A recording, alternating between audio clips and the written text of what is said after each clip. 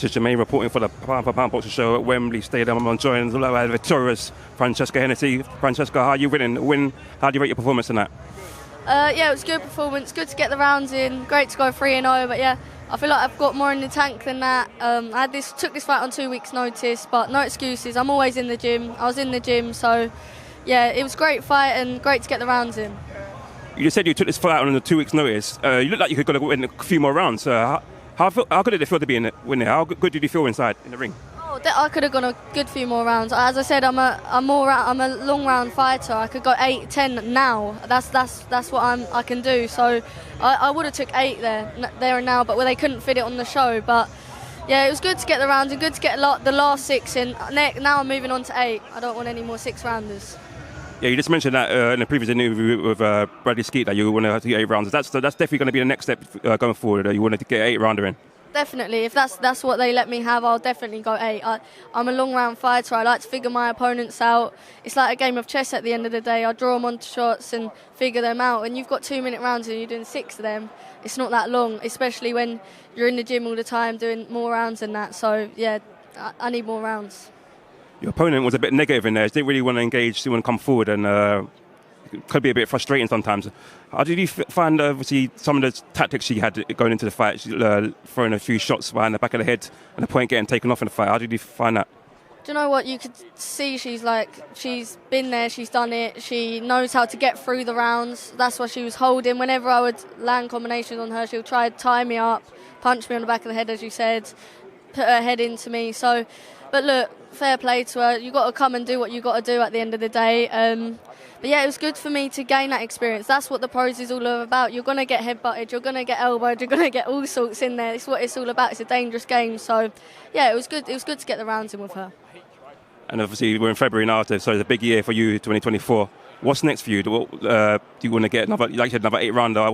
What's the end goal by the end of the year? Do you want to go on and maybe push for a title? Yeah, definitely. I'd like to get some sort of title by the end of the year, whether that's WBC Youth, English, whatever it is. I'd like to get some sort of title by the end of the year and just push on. I know I'm more than capable of winning a title before the end of the year. That performance there was only a little bit of me. As I said, 2 weeks' notice. So, yeah, get me a good few weeks' notice. You'll see an amazing performance. Obviously, there's fight as a bantamweight. There's good fights out there in the bantamweight division.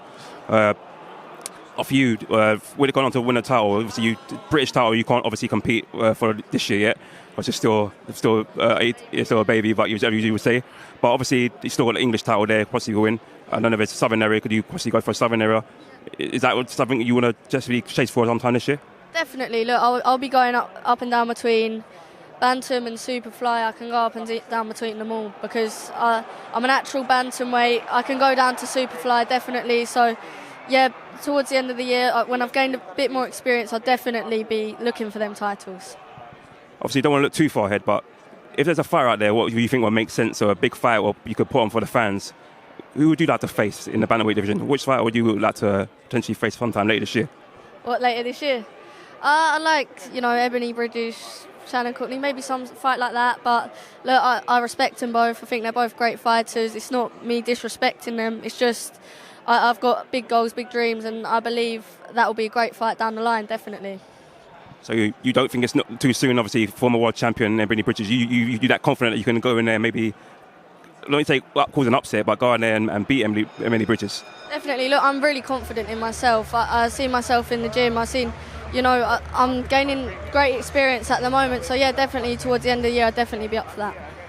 And what's it like in the gym? Obviously, having a great trainer like Bradley Skeet in the corner and behind you. How good is it to be learning off someone of his experience and obviously what he achieved in his career? Oh, it's amazing.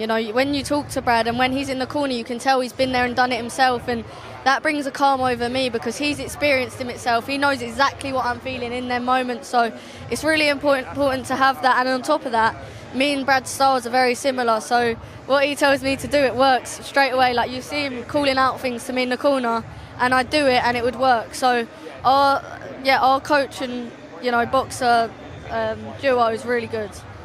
And your brother again on the pads warming you up before the fight. How good does it have support from your brother going into these fights? Oh, it's amazing. My brother's been there. He's done it all. He's had over 100 amateur fights. He's had loads of professional fights, and he's a top-class fighter himself. He's taking a break for himself at the minute, but look, my brother is a great fighter. He's got great knowledge, and I'm so lucky to have someone as experienced and who's got the knowledge around me like him. And obviously this year, you like I said, mentioned big fights. Tell all the people viewing today why they should follow your career from now on for the rest of your career. Because I'm exciting. I'm not like every other fighter. I've got flair. I dance out to the ring. You know, I'm not like every other fighter. I believe my style is a lot different to most fighters. And yeah, I just want to bring fireworks every time for the fans. I don't want them to have boring fights. So yeah, that's why they should stay watching my career. And a quick message for your fans who tune in tonight, came out to and support you. I'm so grateful, you know, none of this would be possible without the fans, so I'm so grateful for that, and I'm really appreciating it, and I'll definitely be going out to see them all after, because as I said, none of it would be possible without them. Francesca, congratulations again, and I'm looking forward to seeing you back in the ring, and thank you for your time. Thank you very much.